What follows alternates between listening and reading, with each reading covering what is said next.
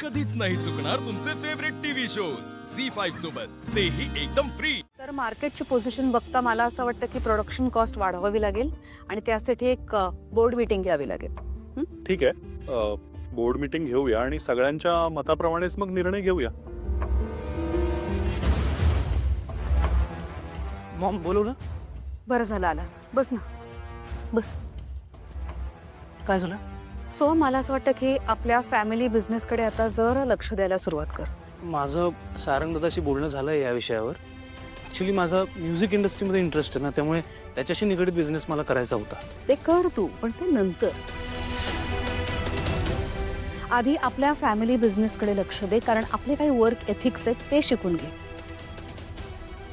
नाहीतर तुझ्या भावासारखं without ethics काम करशील आणि नंतर जड जाईल तुला।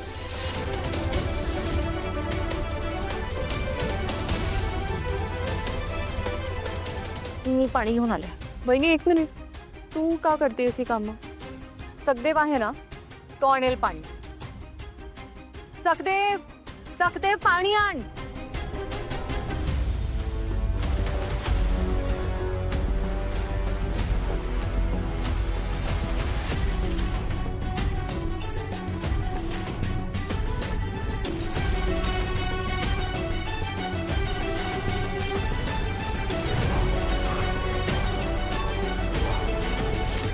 बोट, हे कपडे घालून कुठे निघालास तू?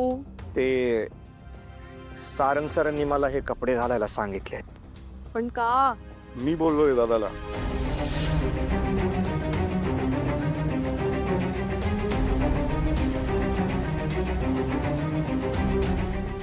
आजपासून सखदेव दादा प्रोडक्शन सुपरवायझर म्हणून काम करणार।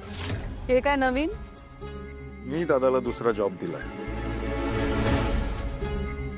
दुसरा जॉब? कुठल्या बेसिसवर? काय क्वालिफिकेशन काय याचं? आई, मला असं वाटतं की या जॉबसाठी सखदेव दादा योग्य आहे।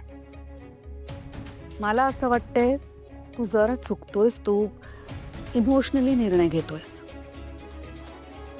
मी विचारपूर्वक निर्णय घेतला आहे। सारंग, त्याचं शिक्षण पूर्ण झालेलं नाहीये, तो कसा मॅनेज करणार हे सगळं? प्रोडक्शन सुपरवायझरचं काय काम असतं? पुस्तकी ज्ञानापेक्षा व्यवहार ज्ञान असणं फार महत्वाचं आहे आणि सखदेव दादाकडे व्यवहार ज्ञान आहे।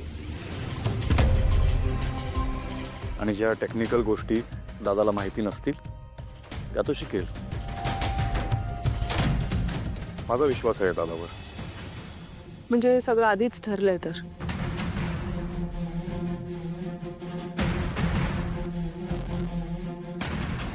मला असं वाटतंय तू गडबड करतोयस, तू नाती आणि व्यवहार यात गल्लत करतोयस। गलत करत नाही मी। तेव्हा पुढे जाऊन जर मला असं वाटलं की दादाकडून काही चूक झाली आहे तर मी स्वतःहून त्याला या कामावरून काढून टाकेन। पण मी जर विश्वास टाकलाय तर विचार करूनच विश्वास टाकला असेल। हे सगळं ह्या मूर्ख मुलीमुळे होतं। हिनेच ब्रेन वॉश केला असणार आहे सारंगला। अजिबात नाही, हा माझा निर्णय आहे आणि मला असं वाटतं की मला तेवढा अनुभव आहे आणि अधिकारी।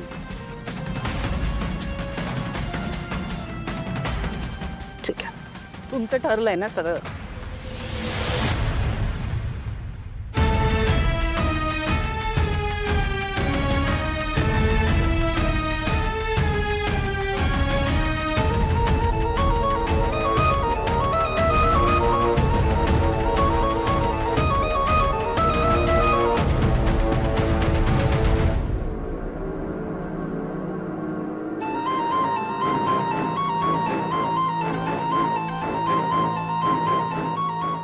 सारंग सर, दादा प्लीज ते नको करू, प्लीज। छान काम कर, आत्मविश्वासाने काम कर। कुणालाही घाबरायचं नाही। आणि हा, चांगला पगार दिलाय मी तुला। मला असं वाटतं की या पगारामध्ये घरच्या सगळ्या जबाबदाऱ्या पूर्ण होतील। यापुढे सावलीला भैरवी दिदीकडे काम करण्याची गरज नाही।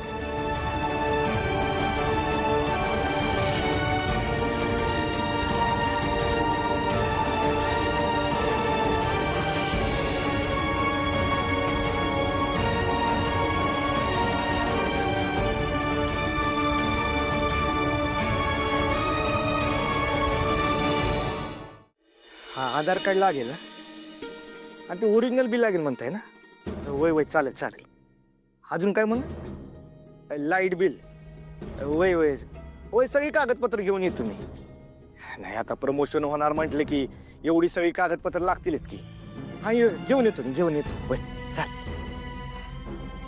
दादा तू आता ही नवी नोकरी करणार आहेस वय अरे पण काय बोलू नकोस सावडे तुला बी चांगलंच माहिती आहे किती कष्टानं दिवस काढलेत आपण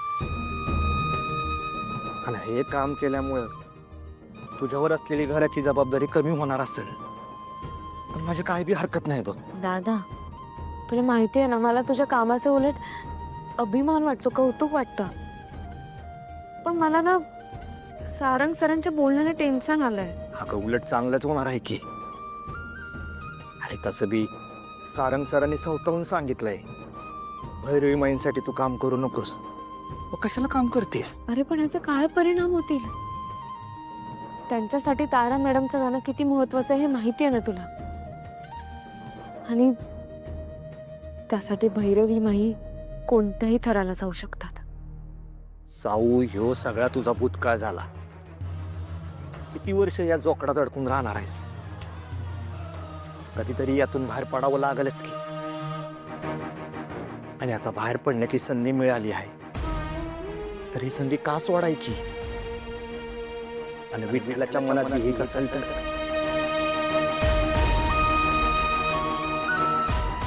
अरे पण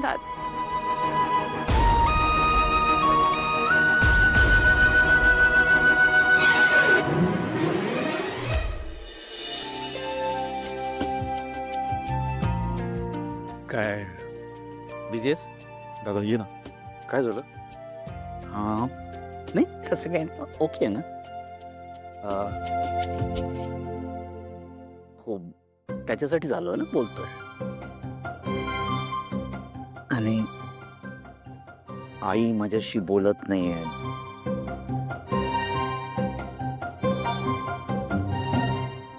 मला काय करावं सुचत नाही रे दादा मी तुला बोललो ना जरा वेळ जाऊ दे सगळं ठीक होईल नाही रे मला सहन होत या आतमध्ये आतमध्ये या काही बोलू नका मी बोलतोय हा सारंगशी मी रागवलो नाहीये प्रेमानेच सांगतोय त्यांना झी 5 ॲप डाउनलोड करा आणि पहा सर्व एपिसोड्स एकदम फ्री.